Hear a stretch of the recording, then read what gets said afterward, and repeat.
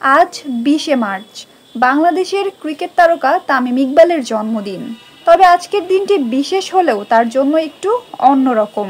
Dhaka premier division cricket লিগে কোনো match না থাকলেও আজ মিরপুর স্টেডিয়ামে অনুশীলন করার কথা ছিল তামিমের মোহামেডান ক্রিকেট ক্লাবের। তবে বৃষ্টির কারণে তাদের সেই অনুশীলন হয়নি।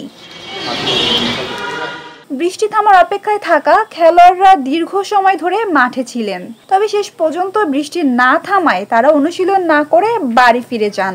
তামিম সহ দলের অন্যান্য খেলোয়াড়রা মাঠে অপেক্ষা করলেও অলস সময় কাটাতে তাদের সময় গেছে।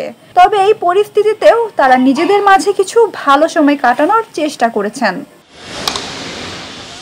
এদিকে মোহামেডান ক্রিকেট ক্লাবের আগে মিরপুরে অনুশীলন করতে এসেছিল লিজেন্ডস অফ রূপগঞ্জের খেলোয়াড়রা। তাদের মধ্যে তানজিদ তামিম, সৌম্য সরকার সহ বেশ কিছু খেলোয়াড়কে অনুশীলন করার পাশাপাশি একসাথে গল্প করতে দেখা যায়।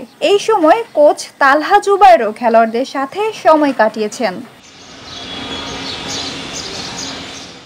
খেলোয়াড়দের সঙ্গে সময় কাটানো এবং একে অপরের সাথে গল্প করা মোহামেডান ক্রিকেট দলের খেলোয়াড়দের জন্য নতুন করে দলের মধ্যে সখ্যতা আরও দৃঢ় করার সুযোগ হয়ে দাঁড়িয়েছে।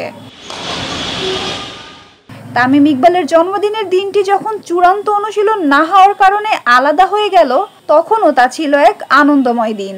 খেলোয়াড়রা একে অপরের সঙ্গে গল্প করেছেন, মজা করে সময় কাটিয়ে আবার নতুন উদ্যমে মাঠে ফেরার জন্য প্রস্তুত হয়ে ফিরবেন। আগামী দিনগুলোতে অবশ্যই তাদের খেলা ও পারফরমেন্সে নতুন আশা দেখা যাবে। এদিকে ডিপিএলে পয়েন্ট টেবিলে ৬ ম্যাচে ৪ জয় ও ২ পরাজয় নিয়ে ৪ নম্বরে অবস্থান করছে তামিমের মোহামেডান স্পোর্টিং ক্লাব। ৬ পয়েন্ট নিয়ে রূপগঞ্জের অবস্থান ৬-এ। নাজিফা তাসনিম, ক্রিকেট ৯৭। দেশ জুড়ে তোলপাড় ওয়ালটন ফ্রিজ কিনে আপনিও হয়ে যেতে পারেন মিলেনিয়ার।